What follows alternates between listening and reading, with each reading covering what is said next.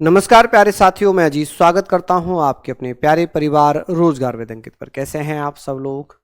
आशा है बहुत अच्छे होंगे, स्वस्थ होंगे, लाजवाब होंगे। तो जल्दी से लाइव आ जाइए, जुड़ जाइए मेरे साथ। हम लोग चर्चा कर रहे हैं यहाँ पर राष्ट्रपति हम पढ़ रहे थे, और राष्ट्रपति में हमें पढ़ना है कि हमने राष्ट्रपति में जो आर्टिकल्स थे हमारे, लास्ट आर्टिकल कहाँ तक पढ़ा था एक बार बताइए।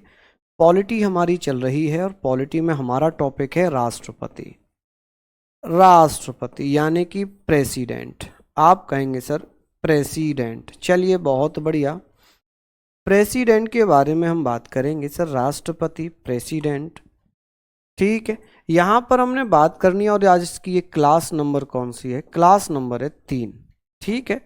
यहाँ हमने जो बातें की थी वो हमने पढ़ा था। क्या हमने पढ़ लिया था एक बार मुझे बता सकते हैं आप? आप कहेंगे सर अनुच्छेद 111 तक हम पढ़ चुके थे। कहाँ तक पढ़ लिया था हमने? चलिए जल्दी जल्दी से मुझे बता दीजिए, एक बार कमेंट करके आप मुझे बताइए कि हम लोगों ने कहाँ तक पढ़ा था। अनुच्छेद 118 तक पढ़ लिया था, है ना। अनुच्छेद 118 में हमने पढ़ा था कि अनुच्छेद 118 में लोकसभा अध्यक्ष संयुक्त अधिवेशनों की अध्यक्षता करते हैं, ठीक है। तो अब हम वही बात करेंगे। अनुच्छेद हम बात कर चुके थे, अनुच्छेद 120 हमने नहीं पढ़ा था क्या? अनुच्छेद 120 नहीं पढ़ा था क्या? चलिए कोई बात नहीं, यहां तक हमने पढ़ लिया, ठीक है। राष्ट्रपति से संबंधित बातें कर रहे हैं, ओके। अब बात आती है अनुच्छेद 123 में क्या लिखा है, आर्टिकल 123। लेकिन उससे पहले मैं आपका रिवीजन करवा देता हूं। मैं एक बार रिवीजन करवा देता हूं कि सर अनुच्छेद 52 में राष्ट्रपति पद है, अनुच्छेद 53 में संघीय कार्यपालिका की शक्तियां राष्ट्रपति में है, 54 में राष्ट्रपति का निर्वाचक मंडल है, निर्वाचन की पद्धति है, 55 में निर्वाचन की रीति है, 56 में कार्यकाल है, 57 में राष्ट्रपति कितनी बार भी बन सकता है, ठीक है। अनुच्छेद 58 में योग्यताएं, योग्यताओं में भारत का नागरिक होना चाहिए, 35 वर्ष की आयु पूरी कर चुका हो, ठीक है। बात आती है 59 में क्या है? तो 59 में लिखा हुआ है कि सर अनुच्छेद 59 कहता है कि राष्ट्रपति की सेवा शर्तें एवं वेतन भत्ते। राष्ट्रपति को 5 लाख रुपए वेतन मिलता है। कितना? 5 लाख रुपए वेतन मिलेगा। 120 में संसद में प्रयोग की जाने वाली भाषाएं हैं, वो हम संसद में पढ़ेंगे, इसमें नहीं, ठीक है। यहां पर हम राष्ट्रपति से संबंधित बातें कर रहे हैं। अब बात आ गई सर अनुच्छेद 160 में क्या था? शपथ की व्यवस्था थी। सुप्रीम कोर्ट के मुख्य न्यायाधीश के द्वारा राष्ट्रपति को शपथ दिलाई जाएगी। अनुच्छेद 61 में राष्ट्रपति पर महाभियोग, 62 में राष्ट्रपति के पद की रिक्त पूर्ति है, 72 में राष्ट्रपति की क्षमादान की शक्तियां हैं, 77 में भारत सरकार के कार्य राष्ट्रपति के नाम से किए जाएंगे। अनुच्छेद 85 में लोकसभा को भंग करने की शक्ति, सत्रावसान करने की शक्ति, सत्र बुलाने की शक्ति राष्ट्रपति में है। 86 में संसद में संदेश भेजने की शक्ति है। 87 में संसद में विशेष अभिभाषण देने की शक्ति है। बात आ रही थी कि सर अनुच्छेद 99 में राष्ट्रपति को संसद सदस्यों को शपथ दिलाने की शक्ति है ना। ये बातें हमने पढ़ ली थी। हम बात करेंगे सर अनुच्छेद 103 में राष्ट्रपति लोकसभा राज्यसभा के सदस्यों के निर्योग्यताओं की व्यवस्था है। राष्ट्रपति भारत के चुनाव आयोग से सलाह मशवरा लेकर करेगा ये, ठीक है।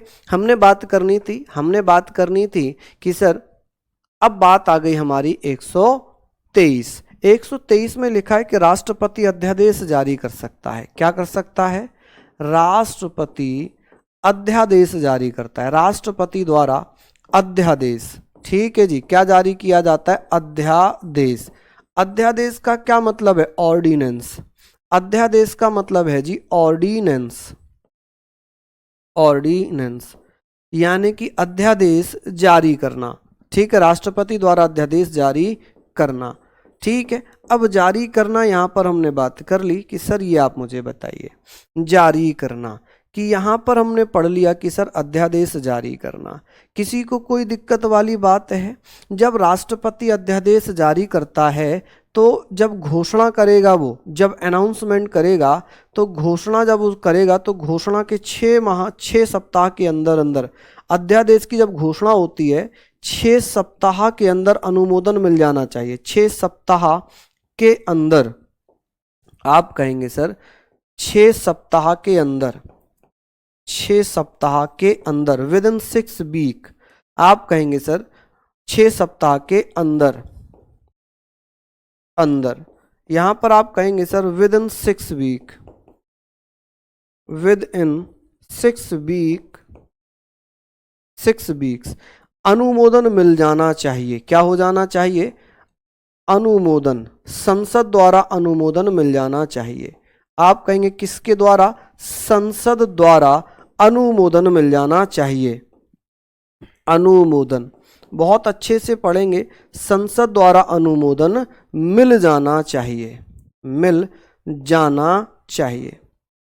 अब ये बताइए, अनुमोदन का मतलब ये है कि संसद अप्रूवल देगी कि भाई जब संसद का कोई सत्र ना चल रहा हो तब राष्ट्रपति द्वारा अध्यादेश जारी किया जाता है। ये एक प्रकार का कानून ही होता है, ये एक प्रकार का विशेष कानून है जिसे राष्ट्रपति के द्वारा लागू किया जाता है। लेकिन राष्ट्रपति से तभी लागू करेंगे जब लोकसभा राज्यसभा ना चल रही हो और कानून लाना जरूरी हो, तब राष्ट्रपति अध्यादेश जारी करते हैं। अब जब घोषणा होती है तो घोषणा के 6 सप्ताह के अंदर अंदर इसे अनुमोदन मिल जाना चाहिए। ठीक है, मिल जाना चाहिए। आप कहेंगे सर 6 सप्ताह के अंदर अनुमोदन मिल जाना चाहिए। तो यहां पर हमने पढ़ लिया कि अनुमोदन मिल जाना चाहिए। क्लियर हो गई बातें कि सर अनुमोदन मिल जाना चाहिए। नेक्स्ट हम यहां पर बात करेंगे कि सर अध्यादेश अधिकतम कब तक लागू रह सकता है? अधिकतम 6 माह तक लागू रह सकता है। 6 मंथ, यानी कि 6 माह तक, 6 मंथ्स लागू रह सकता है, लागू रह सकता है, रह सकता है, रह सकता है। यहां पर हमने सारी चीजें हमने बात कर ली।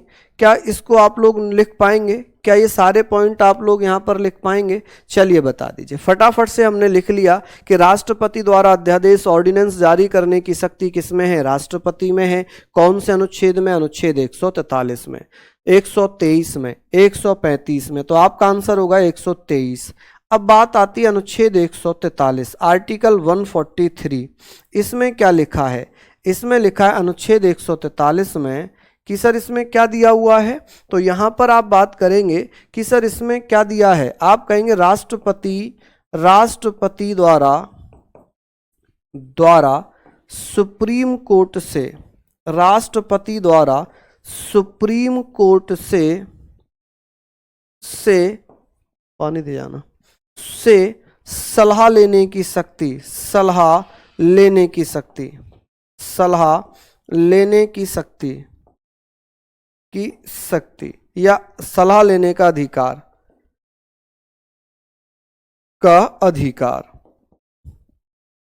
अधिकार। तो यहां पर आप कहेंगे सर सुप्रीम कोर्ट से क्या होगा भैया? सलाह लेने की शक्ति किसके पास है?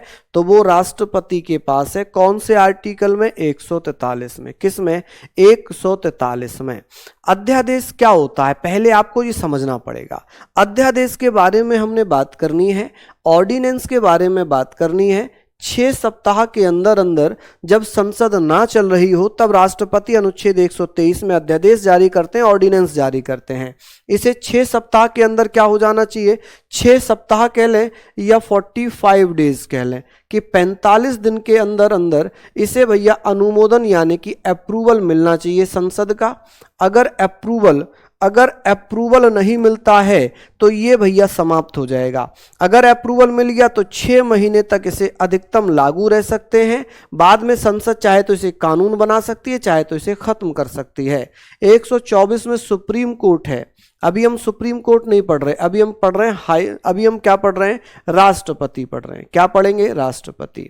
अनुच्छेद 99 में संसद सदस्यों की शपथ की व्यवस्था है, राष्ट्रपति दिलाते हैं। ठीक है, संसद में है वो। तो ये पॉइंट हमने लिख लिए। ठीक है, चलिए आगे बात करेंगे। ये सारे पॉइंट हम लोगों ने यहां तक लिख लिए होंगे, सारी चीजें हम लोगों ने यहां तक लिख ली होंगी। अब आगे हम बात कर रहे हैं, क्योंकि अभी हम राष्ट्रपति से संबंधित पढ़ रहे हैं, हम संसद में भी कुछ ऐसे संबंधित चीजें पढ़ेंगे। चलिए, ये हमारी हो गई बातें। अब हम बात करेंगे भारत के राष्ट्रपतियों के बारे में। भारत के राष्ट्रपतियों के बारे में मानने के लिए बाध्य नहीं है, ये सलाह लेने का अधिकारी है, बस सलाह लेगा, लेकिन मानना ना मानना ये राष्ट्रपति पर डिपेंड करता है। अब बात यहां पर कह रहे हैं भारत के राष्ट्रपति, president of India, president of India, तो ये सारी चीजें हमने बात करनी है, इनको हम पढ़ेंगे, ठीक है। प्रेसिडेंट ऑफ इंडिया में हम बात करेंगे sir doctor Rajendra Prasad. Doctor Rajendra Prasad 26 जनवरी 1950, हालांकि ये 24 जनवरी 1950 में बने थे। कब? 24 जनवरी 1950। यहाँ पर आप लिखना कि सर 24 जनवरी 1950 में इन्हें क्या बना दिया गया था? इन्हें राष्ट्रपति नियुक्त कर लिया गया था। क्या कर लिया गया था इन्हें? आप कहेंगे सर राष्ट्रपति अपॉइंट कर लिया गया था। तो आप लोग बता सकते हैं कि सर 24 जनवरी 1950 में, क्योंकि यहाँ पर आप लोग एक पॉइंट लिखिएगा कि सर 24 जनवरी 1950 में क्या हुआ था? अंतिम बैठक होती है, ठीक है, लास्ट बैठक होती है। तो जो अंतिम बैठक थी, उस अंतिम बैठक में इन्हें क्या बना दिया गया था? संविधान सभा ने राष्ट्रपति चुन लिया था। संविधान सभा ने क्या चुन लिया था? राष्ट्रपति। तो भैया आप कहेंगे 24 जनवरी 1950 से लेकर 13 मई 1962 तक डॉक्टर राजेंद्र प्रसाद जो हैं ये भारत के राष्ट्रपति रहे। राष्ट्रपति के रूप में सबसे लंबा कार्यकाल किसका है? सबसे लंबा कार्यकाल किसका है?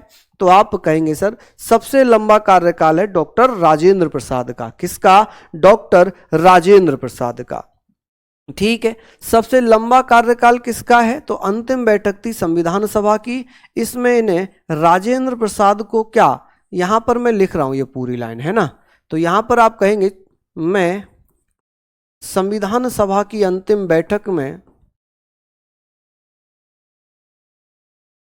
संविधान सभा की अंतिम बैठक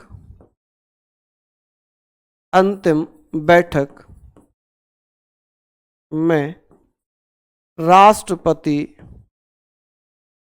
चुना गया, ठीक है, चुना गया। तो ये पॉइंट हमने लिखने हैं, ठीक है भैया। चलिए आगे बात करेंगे कि सर सबसे लंबा कार्यकाल इनका रहा है और इनकी एक बुक है India divide. India divide book किसके द्वारा लिखी गई है? डॉक्टर राजेंद्र प्रसाद के द्वारा। इनकी समाधि कहां पर है? महाप्रयाण, महाप्रयाण पटना, महाप्रयाण पटना में डॉक्टर राजेंद्र प्रसाद को 1962 में भारत रत्न से सम्मानित किया गया। गांधी जी ने इन्हें अजात शत्रु कहा, बिहार सरकार ने इन्हें देश रत्न कहा, ठीक है। बिहार सरकार के द्वारा इन्हें क्या कहा गया? देश रत्न कहा गया। महात्मा गांधी ने अजात शत्रु कहा। 1962 में इन्हें भारत रत्न से सम्मानित किया गया। इनकी पुस्तक का नाम क्या है? India divide. इंडिया डिवाइड पुस्तक किसकी है? तो आप कहेंगे सर इंडिया डिवाइड पुस्तक किसकी होगी? चलिए बताइए, इंडिया डिवाइड पुस्तक किसकी है? तो डॉक्टर राजेंद्र प्रसाद की है। किसकी? डॉक्टर राजेंद्र प्रसाद की हो जाएगी, ठीक है। भारत रत्न कब मिला है इन्हें? 1962 में। गांधी जी ने इन्हें क्या कहा था? अजात शत्रु कहा था। बिहार सरकार ने इन्हें क्या कहा था? तो आप कहेंगे सर बिहार सरकार ने क्या कहा था? तो इन्हें भैया अजात शत्रु कहा था। देखिए अब अगर आप ऐसे बोलेंगे ये आर्टिकल नहीं कराया, वो आर्टिकल नहीं कराया, अगर आप सोच रहे में 109, 110, 111, 117, 119, 120, 121, 122 ये कराऊं, वो भैया संसद से संबंधित हैं, वो संसदीय प्रक्रिया में आते हैं, पार्लियामेंट्री प्रोसेस में आते हैं, तो उसमें हम पढ़ेंगे, है ना, उसमें हम पढ़ेंगे। अभी मैं राष्ट्रपति पढ़ाऊंगा तो केवल राष्ट्रपति के बारे में बताऊंगा, ठीक है। मैं ये 2-3 दिन लगातार कहता आ रहा हूं, 2-3 दिन लगातार कहता हुआ आ रहा हूं, ठीक है। तो ये प्लीज आप पढ़िए, ये प्लीज आप पढ़िए। हमने पढ़ा कि सर डॉक्टर राजेंद्र प्रसाद 24 जनवरी 1950 को चुन लिए गए, है ना, ये हमें पता है कि 24 जनवरी 1950 में अंतिम बैठक हुई और तब इन्हें राष्ट्रपति चुना गया, इन्हें राष्ट्रपति बनाया गया, ठीक है जी। जितनी चीजें मैं आपको करा रहा हूं इनको आप पढ़ते हुए चलिए, इनको आप पढ़ते हुए चलिए। बस यहां तक आपने लिख लिया कि सर भारत के पहले राष्ट्रपति कौन थे? डॉक्टर राजेंद्र प्रसाद। देश के पहले राष्ट्रपति राजेंद्र प्रसाद थे, सबसे लंबा कार्यकाल इनका रहा। इनकी एक बुक है इंडिया डिवाइड, समाधि महाप्रयाण पटना में है। भारत रत्न 1962 में मिला। गांधी जी ने अजातशत्रु कहा और बिहार सरकार ने देश रत्न कहा। क्या कहा जी? देश रत्न कहा। चलिए आगे हम बात करेंगे, यहां पर आगे बात कर लें। चलिए राधा कृष्ण, एस राधा कृष्णन कह लें, एस राधा कृष्ण कह लें। 13 मई 1952 से लेकर 13 मई 1967 तक राष्ट्रपति रहे।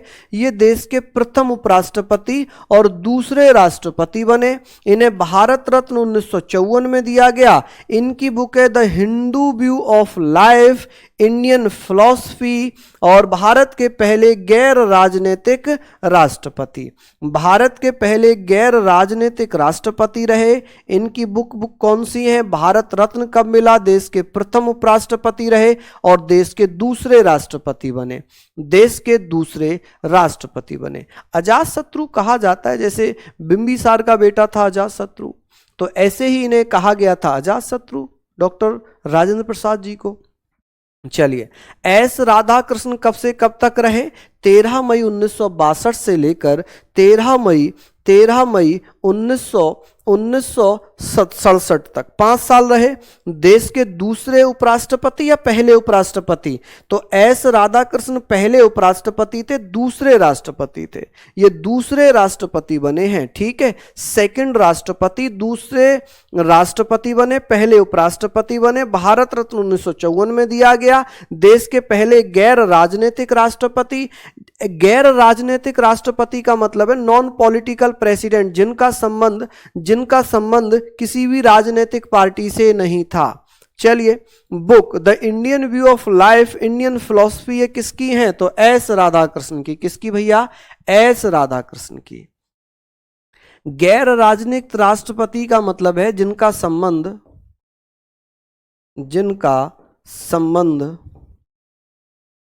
किसी भी राजनीतिक पार्टी से ना हो, किसी भी राजनीतिक पार्टी से ना हो, राजनीतिक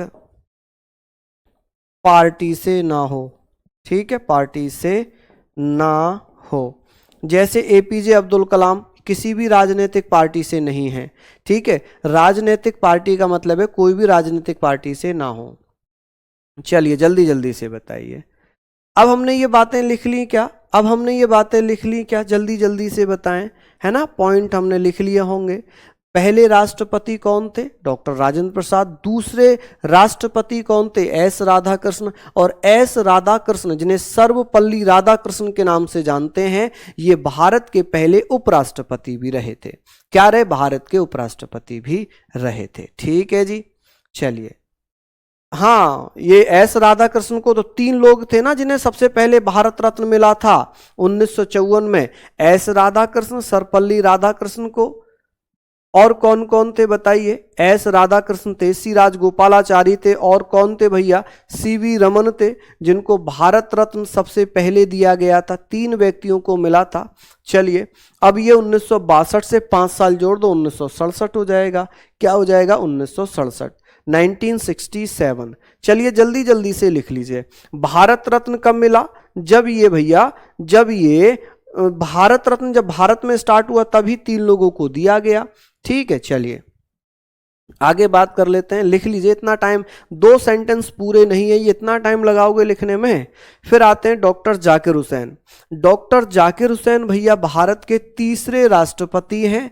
तीसरे राष्ट्रपति, पहले मुस्लिम राष्ट्रपति। First Muslim president of India was doctor Zakir Hussain, जो 13 मई से लेकर 1967 से 13 मई 1969 तक रहे। क्यों इतना कम समय? क्योंकि 1969 में इनकी मृत्यु हो गई। क्या हो गई? 3 मई 1969 में इनकी मृत्यु हो गई। मृत्यु भैया पद के दौरान हुई। आप कहेंगे सर भारत के पहले प्रेसिडेंट जिनकी मृत्यु पद पर हुई, ठीक है। प्रथम राष्ट्रपति जिनकी मृत्यु पद पर हुई, यानी कि अपने राष्ट्रपति के कार्यकाल के दौरान इनकी मृत्यु हो गई। भारत के पहले राष्ट्रपति जो मुसलमान थे वो थे डॉक्टर जाकिर हुसैन। भारत के तीसरे राष्ट्रपति कौन थे? आप कहेंगे सर तीसरे राष्ट्रपति भी थे डॉक्टर जाकिर हुसैन। कौन? जाकिर हुसैन साहब। फर्स्ट मुस्लिम प्रेसिडेंट कौन थे? जाकिर हुसैन साहब।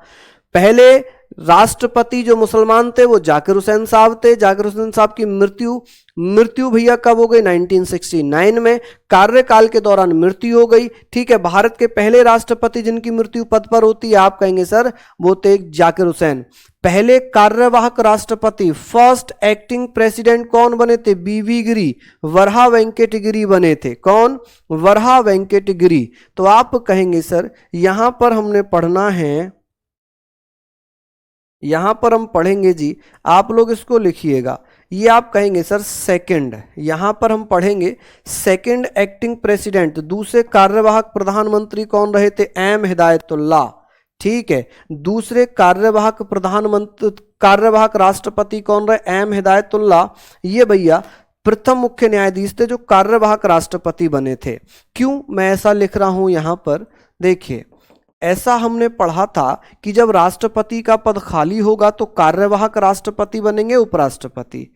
ठीक है, राष्ट्रपति का पद खाली होने पर, का पद खाली होने पर,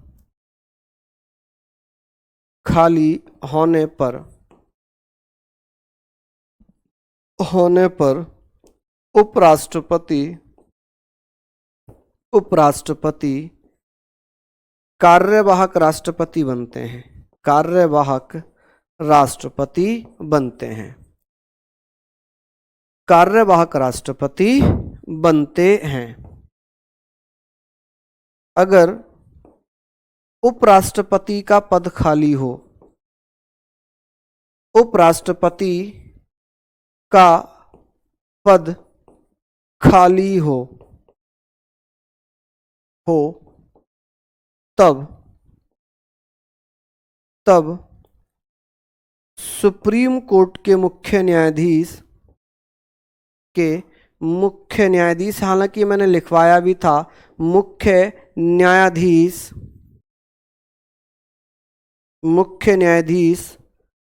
कार्यवाहक राष्ट्रपति बनते हैं। क्या बनते हैं? कार्यवाहक राष्ट्रपति बनते हैं। और ऐसा ही कब हुआ था? बनते हैं।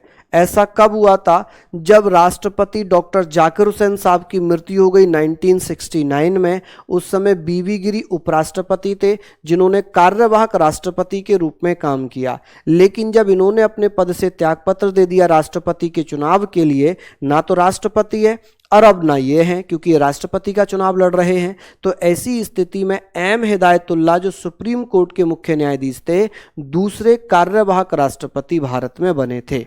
क्या यहां तक आप लोगों ने लिख लिया? क्या यहां तक आप लोगों ने लिख लिया? हाँ जी, दुर्वेश जी धन्यवाद। क्या ये सारे पॉइंट आप लोगों ने यहाँ तक लिख लिए हों तो एक बार थम जरूर कर देना कि सर डॉक्टर जाकिर हुसैन देश के पहले मुसलमान राष्ट्रपति थे, कार्यकाल के दौरान मरने वाले भी पहले राष्ट्रपति थे, पहले कार्यवाहक उपराष्ट्रपति बीबी गिरी बने, दूसरे कार्यवाहक राष्ट्रपति एम हिदायतुल्लाह बने, और एम हिदायतुल्लाह भारत के या प्रथम मुख्य न्यायाधीश जो कार्यवाहक राष्ट्रपति रहे। ठीक है, चलिए अच्छे से सारी चीजें हमने लिख ली, समझ में आया? ये मैं आपको एक बार पढ़ देता हूं। राष्ट्रपति का पद खाली होने पर उपराष्ट्रपति कार्यवाहक राष्ट्रपति बनते हैं। अगर उपराष्ट्रपति का पद खाली हो तब सुप्रीम कोर्ट के मुख्य न्यायाधीश कार्यवाहक राष्ट्रपति बनते हैं। क्या यहां तक आपने लिख लिया? आगे बात करते हैं। रुक जाऊं? चलिए रुक गया। चलिए जल्दी जल्दी से भैया इसको आप लिख लीजिए।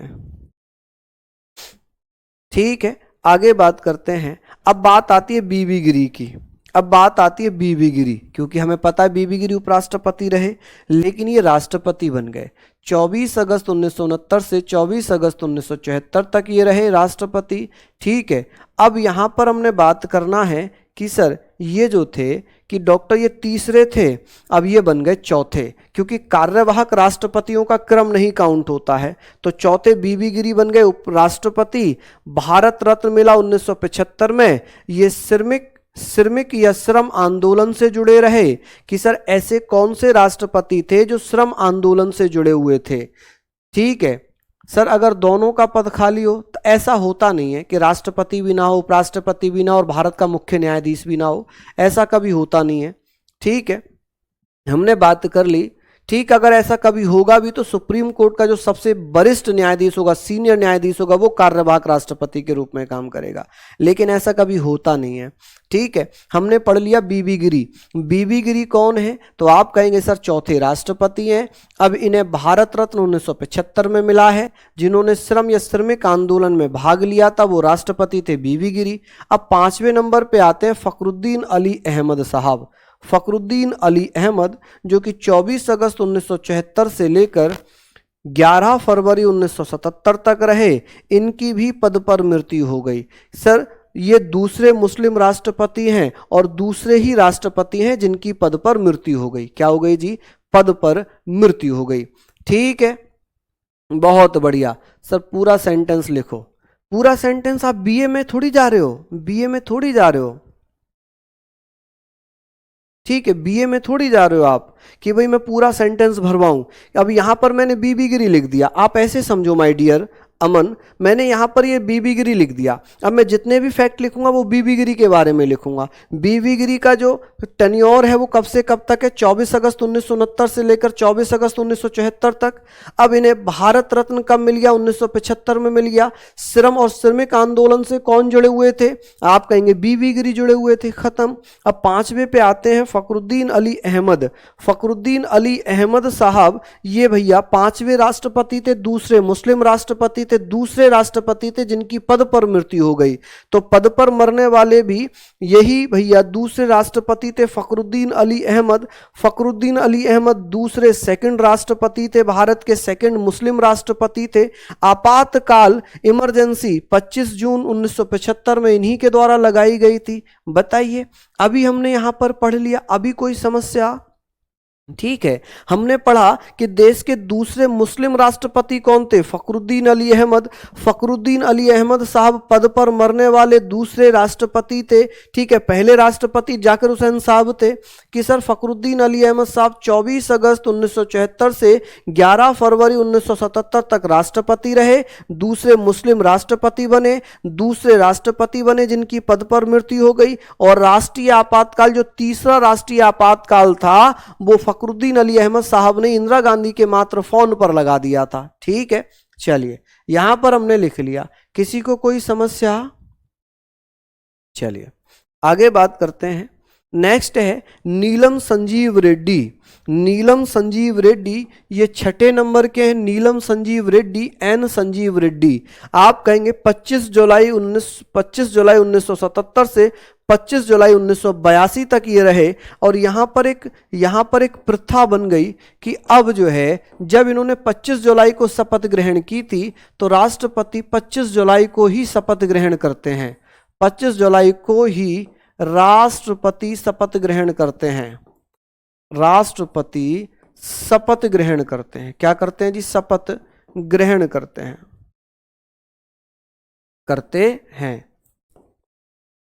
शपथ ग्रहण करते हैं। तो ये आप लोग यहां पर लिखेंगे कि सर 25 जुलाई को ही राष्ट्रपति शपथ ग्रहण करते हैं। समझ में आया आप लोगों को कि भैया कि भारत के पहले चुनाव को तो ये हार गए। नीलम संजीव रेड्डी, एन संजीव रेड्डी का पूरा नाम है नीलम संजीव रेड्डी। नीलम संजीव रेड्डी। नीलम संजीव रेड्डी पहला चुनाव हार गए थे, लेकिन दूसरे चुनाव में, सेकंड चुनाव में ये भैया प्रथम निर्विरोध चुन लिए गए। कि भारत के पहले निर्विरोध राष्ट्रपति कौन से थे? भारत के प्रथम निर्विरोध राष्ट्रपति कह लें। निर्विरोध 2 बार कैसे हुआ? चलिए आप कहेंगे सर भारत के प्रथम निर्विरोध राष्ट्रपति कौन थे जो भैया चुने गए थे? तो आप कहेंगे सर सेकंड चुनाव में। आप कहेंगे सर दूसरे चुनाव में। आप कहेंगे सर सेकंड चुनाव यानी कि सेकंड इलेक्शन में इन्हें निर्विरोध चुन लिया गया। ठीक है, पहला चुनाव तो ये हार गए थे। पहला चुनाव एन संजीव रेड्डी हार गए, लेकिन दूसरे चुनाव में इन्हें निर्विरोध चुन लिया गया। निर्विरोध का क्या मतलब होता है? निर्विरोध का क्या मतलब है? निर्विरोध का मतलब होता है, चलिए हम यहां पर बात कर रहे हैं। चलिए हमने पढ़ा, हमने यहां पर बातें कर ली। हम यहाँ पर बात कर रहे हैं कि सर जो निर्विरोध का मतलब है कि सर सेकंड चुनाव हुआ उसमें नीलम संजीव रेड्डी को निर्विरोध मतलब जिनके खिलाफ कोई चुनाव लड़ा ही नहीं, जैसे गांव में दो कैंडिडेट खड़े हो रहे हैं लेकिन एक को बहलाकर भाई कि आप बैठ जाओ इस बार इन्हें खड़े होने दो, और कोई कैंडिडेट चुनाव ही ना लड़े, उसे कहते हैं निर्विरोध, जिसका किसी ने विरोध ही ना किया हो, जिसका किसी ने विरोध ही ना किया हो। ठीक है, तो हमने पढ़ा निर्विरोध राष्ट्रपति कौन बने थे, Neelam Sanjiva Reddy was the first president. आप कहेंगे ऐसे कौन से राष्ट्रपति थे जो निर्विरोध चुन लिए गए थे, तो आप कहेंगे सर वो थे कौन, नीलम संजीव रेड्डी। अच्छा, नीलम संजीव रेड्डी आंध्र प्रदेश के पहले चीफ मिनिस्टर भी थे, पहले मुख्यमंत्री भी थे। ठीक है, लोकसभा अध्यक्ष रहे, स्पीकर, छठी लोकसभा के अध्यक्ष को स्पीकर कहते हैं, लोकसभा अध्यक्ष को स्पीकर कहते हैं। देश के प्रथम गैर कांग्रेसी राष्ट्रपति कौन थे, एन संजीव रेड्डी, नीलम संजीव रेड्डी। बहुत इंपॉर्टेंट है कि इनसे पहले जो पांच राष्ट्रपति बने उनमें एक डॉक्टर या ऐसे कह सकते हैं एस राधाकृष्णन, उनका संबंध किसी भी राजनीतिक पार्टी से नहीं था। बाकी चार राष्ट्रपति चारों के चार कांग्रेस से थे और ये नॉन कांग्रेस प्रेसिडेंट थे। ठीक है, नीलम संजीव रेड्डी कांग्रेस पार्टी से नहीं थे, ये भैया कांग्रेस पार्टी के नहीं थे, ये कांग्रेस पार्टी के अलावा अन्य पार्टियों के समर्थन से, जैसे जनता दल हुआ, सीपीआई हुआ, सीपीआईएम हुआ, इस प्रकार की जो अन्य पार्टियां बनी थी उनके समर्थन से एन संजीव रेड्डी भारत के पहले गैर कांग्रेसी राष्ट्रपति बने। जैसे हमने पढ़ना है ना कि गैर कांग्रेसी प्रधानमंत्री मोरारजी देसाई थे, वैसे ही भारत के पहले गैर कांग्रेसी राष्ट्रपति थे जिनका नाम था एन संजीव रेड्डी, नीलम संजीव रेड्डी। क्या नाम था, नीलम संजीव रेड्डी।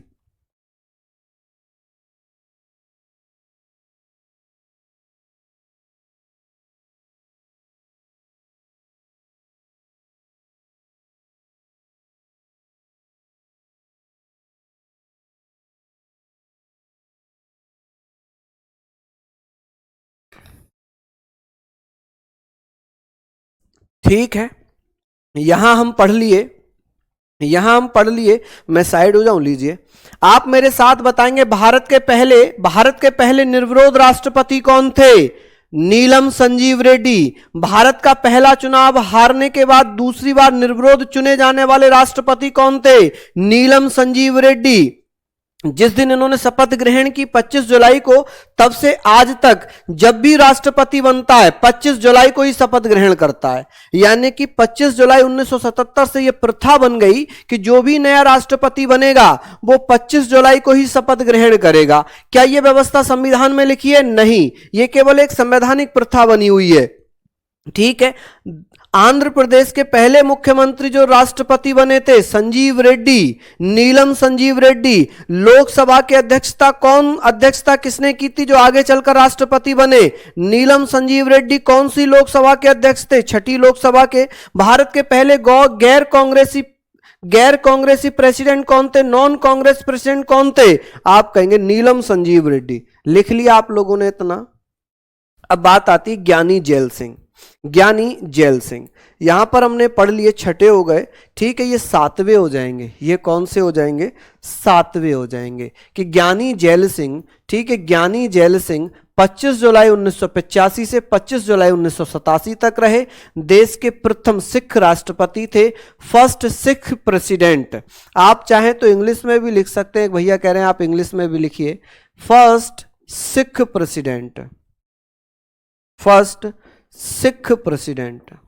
आप कहेंगे सर फर्स्ट सिख। ठीक है, फर्स्ट सिख प्रेसिडेंट। सिख ऐसे भी लिख सकते हैं, ठीक है, सिख, और इसको सिख ऐसे भी लिखा जाता है, सिख। ठीक है जी। 1986 में पॉकेट वीटो का प्रयोग इन्होंने किया था, किस पर, डाकघर संशोधन अधिनियम पर। ठीक है, पोस्ट डाक, इसको डाकघर ना लिखकर डाक अधिनियम लिख लेना, डाक संशोधन अधिनियम। ठीक है, इसको आप लिखना पोस्टल पोस्टल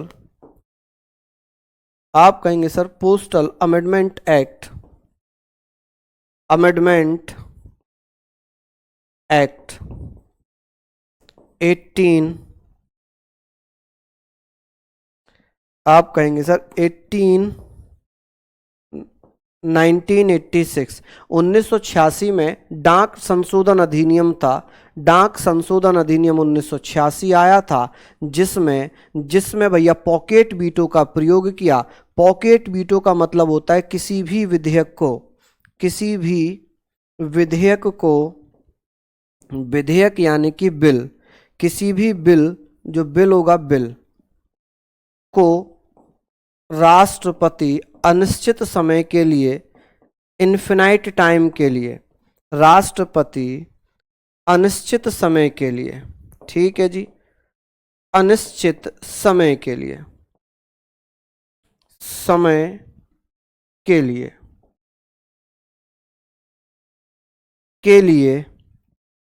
क्या कर लिया, किसी भी विधेयक बिल को राष्ट्रपति अनिश्चित समय के लिए रोक सकता है। भैया पास नहीं करेगा ना उसको वापस करेगा, आप कहेंगे सर रोक सकता है, रोक सकता है। तो भारत के पहले राष्ट्रपति जिन्होंने पॉकेट वीटो का प्रयोग किया था, तो पॉकेट वीटो का प्रयोग करने वाले पहले राष्ट्रपति कौन थे? तो पॉकेट वीटो का प्रयोग करने वाले पहले राष्ट्रपति थे जिनका नाम क्या है? आप कहेंगे सर ज्ञानी जैल सिंह। क्या नाम है जी, आप बता देना यहां पर। ज्ञानी जैल सिंह। क्या बता देंगे सर यहां पर? आप कहेंगे सर पॉकेट वीटो। ठीक है जी, आप मुझे यहां पर बताना पॉकेट वीटो। क्लियर हो गई चीजें यहां पर कि सर पॉकेट वीटो, ठीक है, पॉकेट वीटो का प्रयोग करने वाले भारत के पहले राष्ट्रपति थे ज्ञानी जैल सिंह, और ये प्रथम सिख राष्ट्रपति थे। मैं आपको बताऊं, इन्हें अपने हस्ताक्षर करने भी नहीं आते थे ज्ञानी जैल सिंह को, पढ़े लिखे नहीं थे, ये पढ़े लिखे नहीं थे। ठीक है,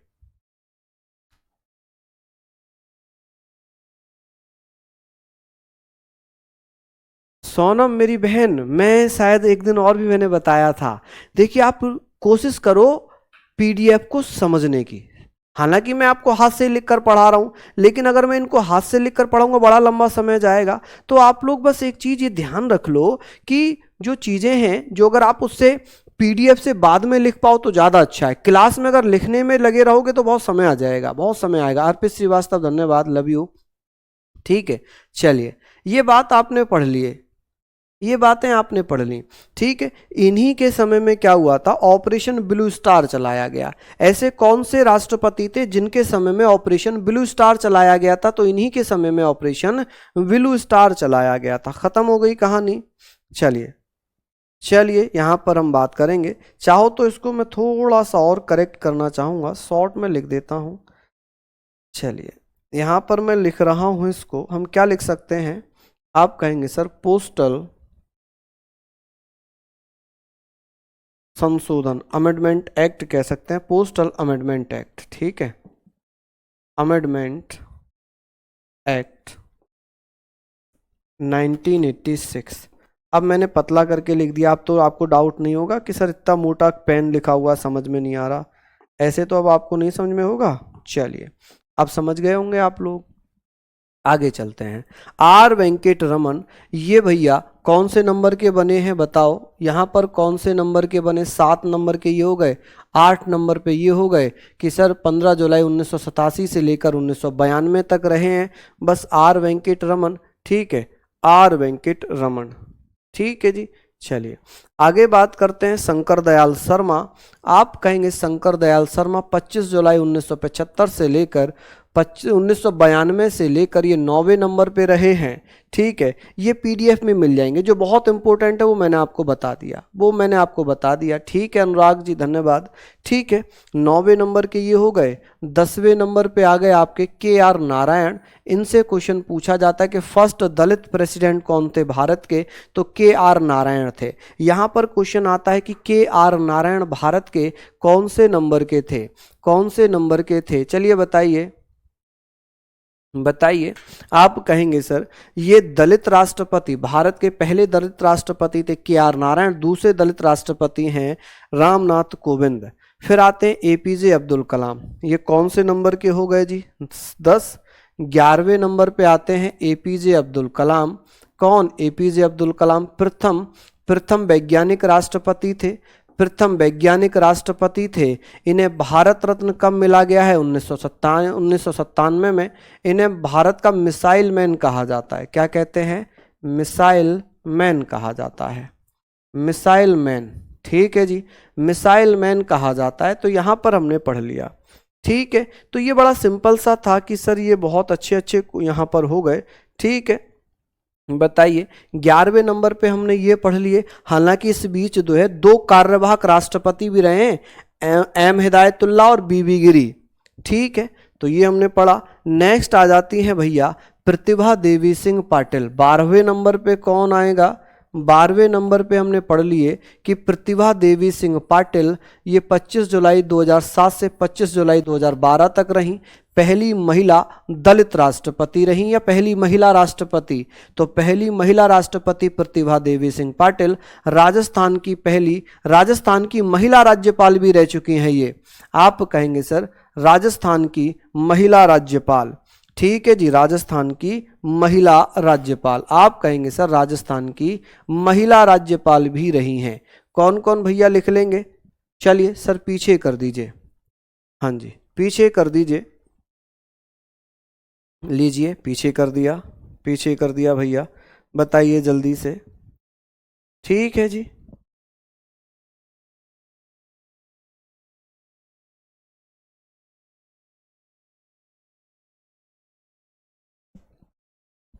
चलिए बहुत शानदार।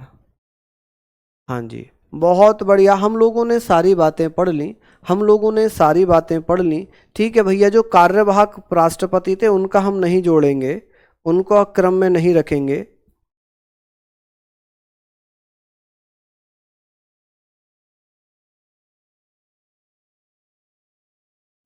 चलिए बहुत बढ़िया, हमने ये बातें यहाँ पर कर ली, हमने यहाँ पर ये बातें कर ली। अब हम ये बात आ कर रहे हैं कि सर राजस्थान की पहली महिला राज्यपाल कौन थी? तो राजस्थान की पहली महिला राज्यपाल कौन थी? तो राजस्थान की first first first female governor कौन थी? तो प्रतिभा देवी सिंह पाटिल थी। कौन थी?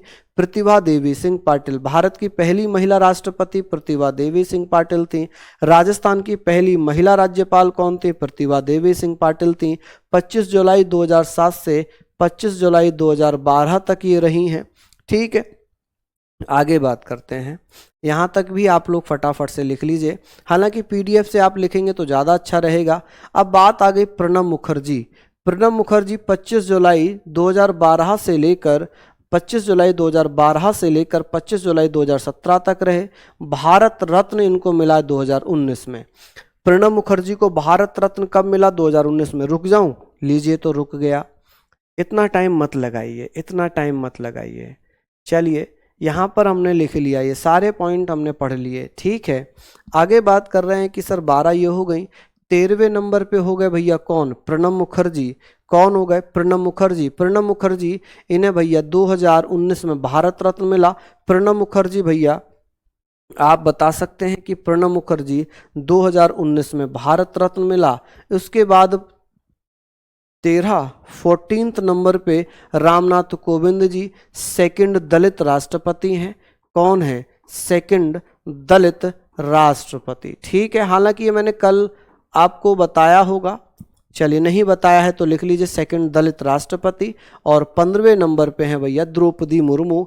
ठीक है, प्रथम आदिवासी राष्ट्रपति हैं। ठीक है, प्रथम भारत में जन्मी, स्वतंत्र भारत में जन्मी पहली राष्ट्रपति हैं। सबसे कम उम्र की राष्ट्रपति और झारखंड की पहली महिला राज्यपाल भी रह चुकी हैं। ठीक है, कल हम बात करेंगे उपराष्ट्रपति की, कल हम बात करेंगे उपराष्ट्रपति की। ये बहुत अच्छा टॉपिक था, यहाँ पर खत्म हुआ, यहाँ पर आपका ये खत्म हुआ, तो आप लोग इसको पढ़िएगा। फिर मिलेंगे आप लोगों से, तब तक के लिए जय हिंद, जय भारत।